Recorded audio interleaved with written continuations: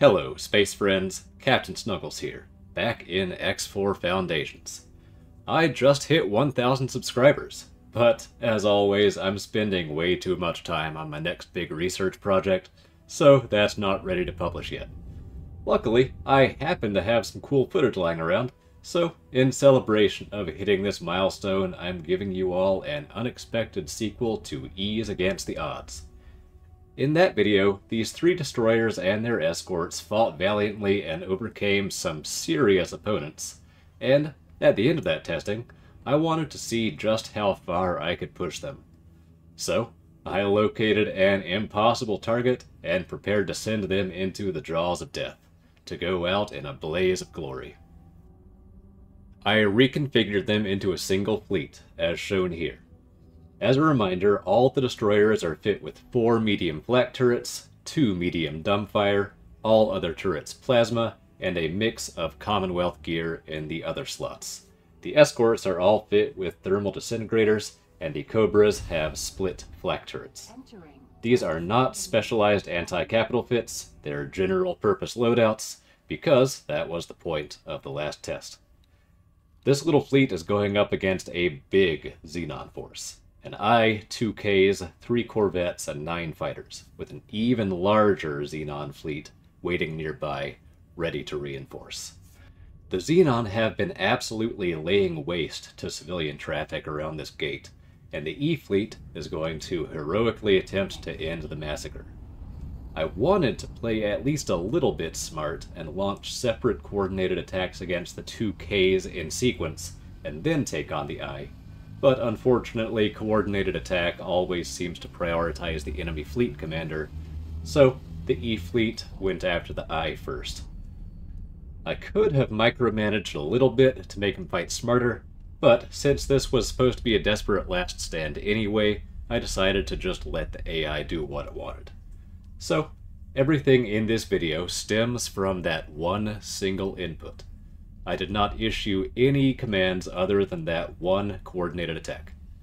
So, with that one command, let's see what the AI can do. The shooting has already started. The initial plan from my fleet commander and the Behemoth there was to do a 3-pronged attack, with the Behemoth going right down the middle, the Phoenix flanking from the south, and the Odysseus flanking from the north. However, the Odysseus was not in position when the battle was engaged on the south and in the center, so the fleet commander went ahead and triggered the coordinated attack sync points to send all the ships in after their targets. The fighters are trying to screen off the Ks, and are already exploding as a result. Meanwhile, the 3 capital ships are all moving in to try to engage the I with their main batteries, while, of course, their turrets are shooting at the Ks that are a little closer by. This is not a good starting position, as the destroyers have given up their range advantage and moved into graviton turret range of the Ks. The only exception is the Phoenix that got a good flanking maneuver in, and is laying into the I with its main batteries and plasma. The Odysseus and the Behemoth are both getting hit by graviton, but they have managed to absolutely shred one of the Ks already with their plasma turrets. So, thus far, they're given as good as they've gotten, as that first K explodes already.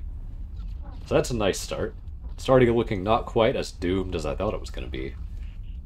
But there is still a second K right in between those 2 destroyers.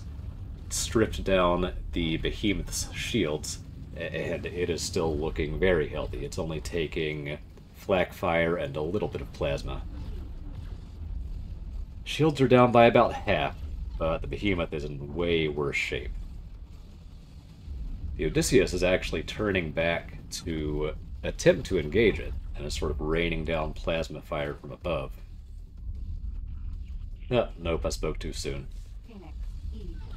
The Odysseus was just moving up a little bit to get a better angle on the I with its main battery, which it is firing with, but that's leaving the last remaining K completely unopposed as it beats up on my Behemoth.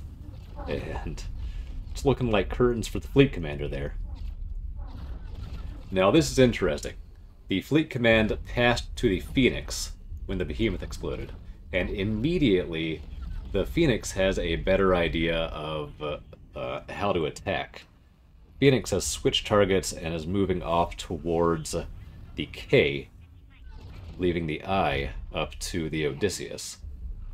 You can see the Phoenix is rotated around, is beginning to hit the K with its plasma, and is getting an angle with its main battery as well. So, it's interesting. I spent a couple of minutes trying to convince the Behemoth to attack the Ks first without success, and then as soon as Fleet Command passes to the Phoenix, it switches over without being prompted. I really wonder what the difference was there. But either way, Fleet Command passed over, Phoenix Commander reevaluated the battlefield, pivoted around, and absolutely smashed that K into oblivion, and is now pivoting back to work on this I. So, as always, solid work from the Phoenix. However, that second Xenon battle group I mentioned is already moving into assist. It does look like the eye is going down, and not a moment too soon, because there is another serious fight coming right up.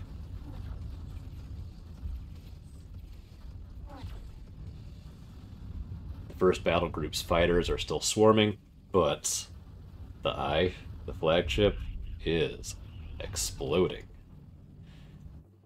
Hell yeah. So we are -1 destroyer, but we took down 2 Ks and an I in exchange. Now here I could theoretically maybe pull back my fleet, salvage the situation, but like I said, I really wanted to see how far these ships could take it in this desperate last stand. So, once again, without putting in any new inputs, I am just going to let them keep fighting. That coordinated attack with that order will detect new targets in range, and sure enough, well, they're not too hard to detect, but the Phoenix has detected this massive Xenon fleet that's moving to engage.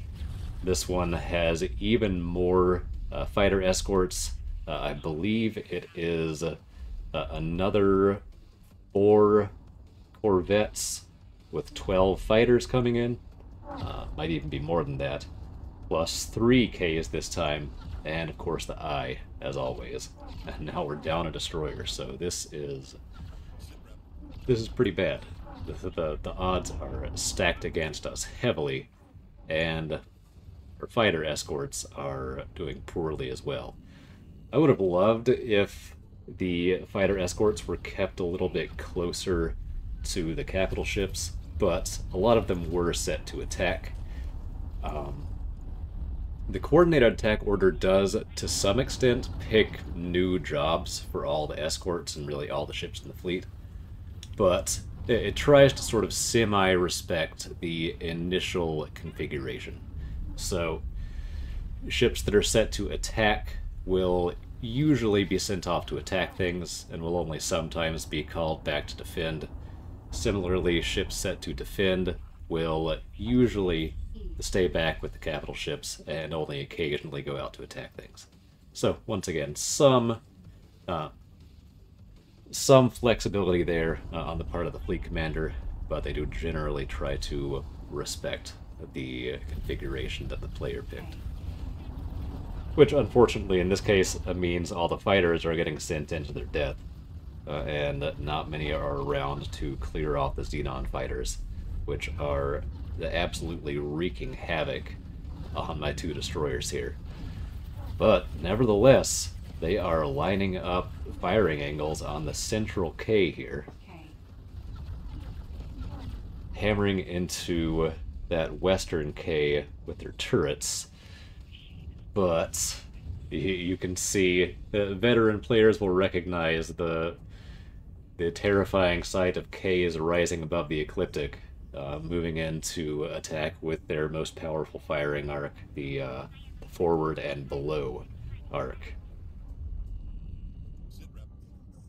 These two destroyers are not dealing enough damage in time, so they're going to be facing the firepower of 3 Ks.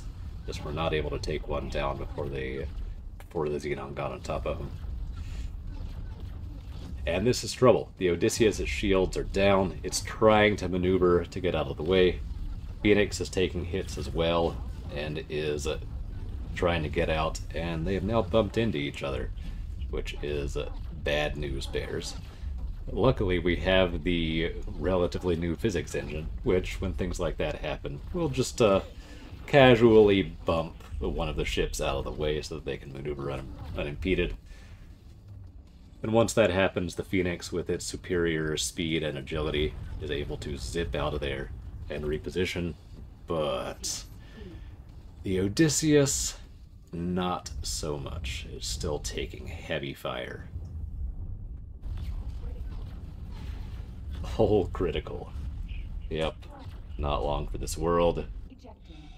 And there it goes. That is the Odysseus down, which means it's just the Phoenix and a handful of stragglers left from the fighter escort to try to fend off this massive Xenon armada. And the writing's on the wall here. But, well, my guys have put up a good fight. And it seems like there are reinforcements at hand, because the Split have moved in a Raptor and a couple of escorts, as well as the full fighter complement to assist. Now these are just the NPC fighters, and these are Split ships, so of course they will just charge in and commit suicide. But they might deal some damage in the process. We'll see. If my Phoenix can even last that long, it is still getting hammered, despite the little bit of backup from the Split and the support that the remaining escorts are still giving. Secondary explosions are going off. Yeah, this Phoenix is very much on fire, which is never a good sign. Hull's getting very close to critical, but it's still doing its best. It's really sticking to that initial target of the central K, and it's done some good damage. But it looks like it's so close to exploding, still taking fire from corvettes and fighters. But it's clawing back some shields, actually. Meanwhile, a rattlesnake has showed up and is relieving some of the pressure from one of the other Ks that is not being directly targeted by the Phoenix.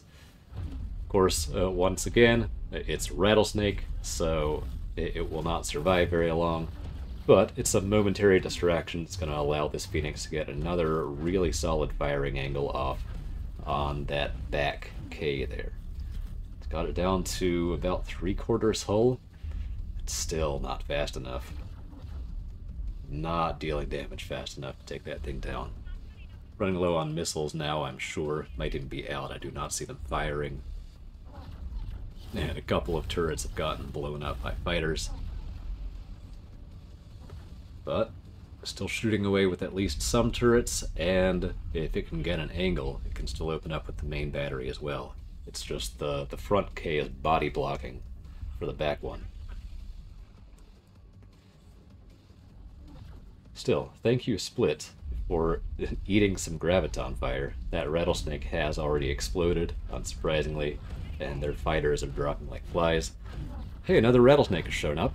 It's taking graviton hits, will explode pretty soon, but once again, a little bit of distraction.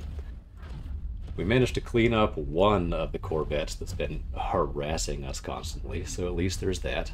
The shields are actually looking pretty good on this Phoenix again, and those main battery hits are starting to land again. Our bullet sponge is not going to last much longer on the left side there. That rattlesnake just about dead, but maybe it's bought enough time to blow up one more K. Has yet another Xenon capital ship is coming in the background there. Looks like another K. So, really kicked the hornet's nest here. So looking like, yep, as that rattlesnake explodes in the background, our Phoenix is the last capital ship standing on the good guy's side. But did manage to take down that K, and another one is on fire, already being shot by the main battery and plasma. Maybe, possibly, these last few shots to take it down. Oh, come on, Phoenix. Last volley. Oh. Alright. There goes the Phoenix. A truly heroic last stand. Let's see if we manage to take down that K. No, it's still standing, just barely. That's a bummer. That's a major bummer. But still, we gave a pretty good account of ourselves there. These 3 E's, veterans of that last brutal test, gave us one last good show. That was pretty good, in my opinion.